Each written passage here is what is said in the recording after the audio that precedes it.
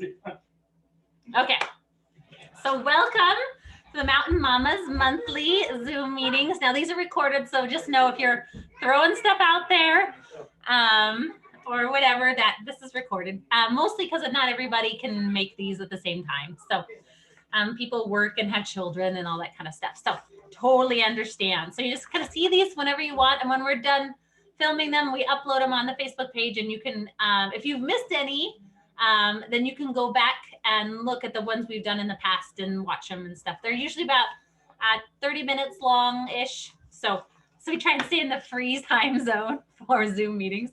Anyway, so COVID precautions. I know you guys have heard like a zillion things about COVID. We are all professionals now, but we kind of wanted to, going into this new 2021, we've had all these gals now, we've had over 100 pay their dues, and they want to make sure they're going to get their money's worth. And so we want to do whatever we can this next year to make sure that these activities are safe, but also available in a COVID type way. We've canceled most of our activities this year because our COVID policy was we wanted 14 days of a decrease in COVID, which never happened. So most of the activities were canceled, but it was okay. It gave us a good pause to kind of reassess and get stuff going for next year. But going forward, the plan is we're going to adopt a lot of the policies that the other recreational companies have done. And this last summer was like a boom year for them. So there's ways to do things outside and ways to do them safely. So that's what we're hoping to do. There is a paper. Usually I uploaded a handout that goes along with this training. So if you like to follow along and kind of see what I'm talking about, or just print something off, then that's where that is. It's just on the main Facebook page. It's a Word document. So the COVID symptoms, these are straight off the cdc.gov website. In the first 2 to 14 days after exposure, you guys know all these: fever, chills, cough, shortness of breath, fatigue, muscle or body aches, headache, new loss of taste or smell, sore throat, congestion, runny nose, nausea or vomiting, or diarrhea. So just log those away. If anyone has a severe, more of the emergency symptoms that we're worried about are difficulty breathing, chest pain, of course, confusion that's new, inability to wake up. Hey, Jess. Hi. And then bluish lips and face. Honestly, those symptoms, if anyone's having them for any reason at all, we should be getting them out anyway. So anyway, just letting you know. Hold on. Okay. Might be a little tippy here. Okay.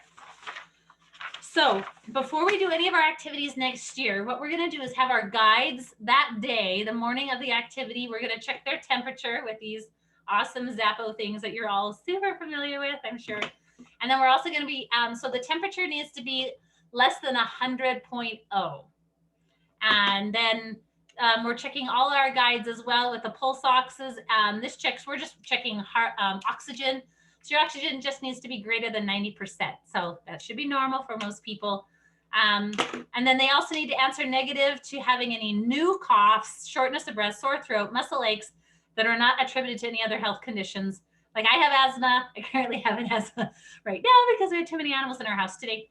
But if these are new things for you, then these things you need to report. So temperature, oxygen, and those symptoms. So if you're good for that, then you're good to do the activity. If you fail any of those, we're going to have an assistant guide, a backup assistant guide. And so they'll just step in and take your place. But do let us know if you're assigned, scheduled to be an assistant guide for an activity and you're feeling symptoms or tested positive or anything like that, of course, tell us and give us a heads up on that. Now, our participants, when our ladies are going to be coming to an activity, we're going to send them a text the night before and just ask if they've had any of the same symptoms I told you, the nausea, the fever, the shortness of breath, all those kind of things. And they just need to send us a text that night and say, no, I'm negative for those symptoms. And then if those symptoms change in the next day to the next morning of our activity, then do text us and let us know. And then the morning of the activity, we're just going to go around and zap everyone's temperatures and make sure everyone's okay on that department.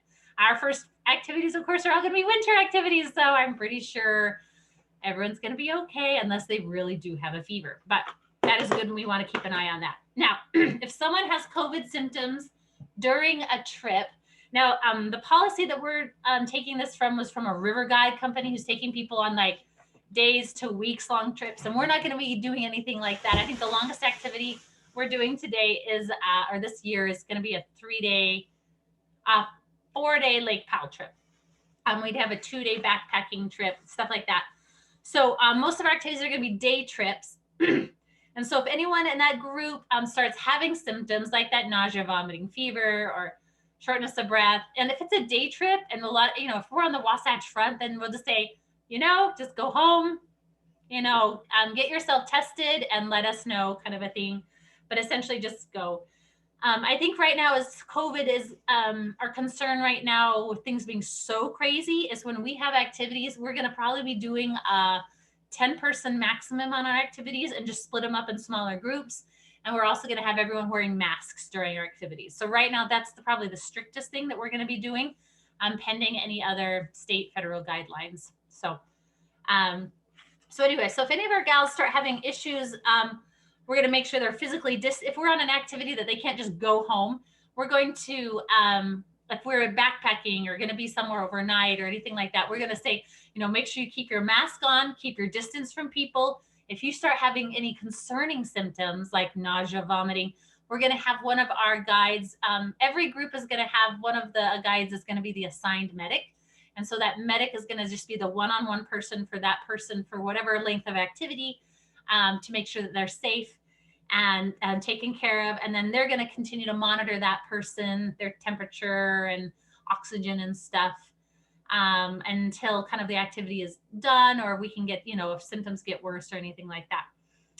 We have these notes. They're called SOAP notes. I don't know if you can see that okay. There's a place, anytime any woman has a symptom that is concerning at all, that we can't just go ahead and send home, we're going to be filling out a SOAP note. And on this, it has a place to monitor vital signs. And so we're going to be doing that as long as the woman is in our care until we can get her transported and taken care of. Also, we're going to try and keep these women hydrated and keep them isolated in their own tent. I think probably isolating in tents is going to be probably a standard for everyone right now. If we do any overnights, those won't be happening till probably about the summertime anyway. So hopefully people will be vaccinated. It won't be such a big deal, but that's kind of be our policy, is pretty much everyone's going to have their own tent unless you're a family member or thing like that and you're going to be together. So I think that is our issues with that. And of course, anyone 65 and older, anyone has comorbidities and things like that, we want to keep a close eye on those gals as well during our activities, just generally. And then if somebody has any of these sort of symptoms, we want to encourage them, if they had any exposure to anyone during our activity, to get tested. And then it is their, we ask them strongly that they they need to report those results back to us, to the guide, and the lead guide will let everyone and that was around that person or in the group, whatever, know the results of that test.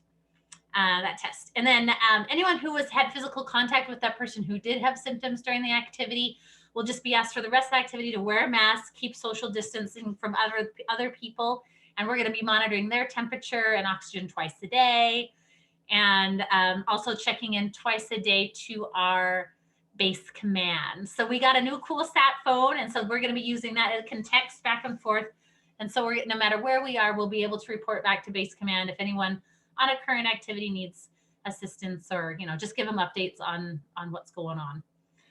And then on the actual activity, we're gonna, in order to just keep things safe for everyone, if you have any equipment that you're going to be using that you are borrowing from us, we will make sure that it is sanitized before. If you're borrowing helmets or harnesses or climbing equipment, I'm trying to think any stuff that we don't have a lot of equipment right now.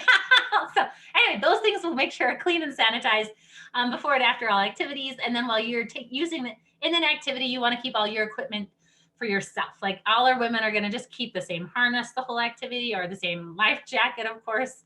That just makes sense. So stuff like that, we're just going to keep with the same people. And then especially when they are carpooling to and from our activities, we're going to strongly encourage people to wear masks. We can't force anyone. And I know it's a super big drag to wear a mask for 3 hours or longer, but we tried it a couple weeks ago and it is possible. You can do it. And I just really encourage that just to be safe generally. And then when we're having our activities, we're also going to be trying our best to keep socially distanced, snowshoeing, cross-country skiing, downhill skiing, just trying to maintain a little bit larger distance than we normally do. A lot of this stuff you guys are already doing, and so we're just adapting it to the wilderness and then the mountains and all that jazz. So anyway, that's kind of our breeze through our COVID policy. Do you guys have any questions on that? Go. You can unmute or whatever.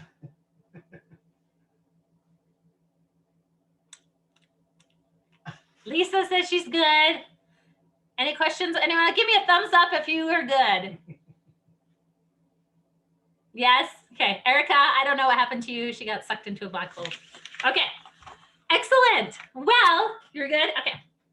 All you ladies that are watching this later, I'm sorry. I'm just assuming you have a good thumbs up too.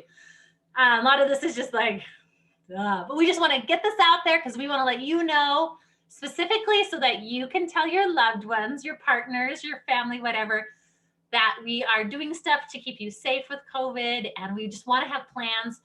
We want to be able to do as many activities as we can as possible, especially since so many, everything's going to be outside in a good, safe environment. If we can keep your distance and keep on masks and sanitize like crazy and whatever, we're good. And the nice thing is we're a group of mostly moms or women who've had a lot of experience. Anyway, I'm just saying, like, these are the most responsible women you could possibly ever be with. So, like, I think we'll be good. We've been so lucky all these years to be so safe. So we want to keep that up. I know we've had women in our group actually in Mountain Mamas, not in activities, but on their own having COVID. So they know what's going on and they can, keep us abreast of symptoms that people might be having. This is hard because the symptoms are also vague. So, but yeah, we want to keep our eyes and ears open. All right. That is it for our first session. This is a shorty. So I'm going to close the meeting and then we're going to reopen under the same number and same password and get into our 10 essentials, which is super fun. Okay. All right. We'll see you all in a bit.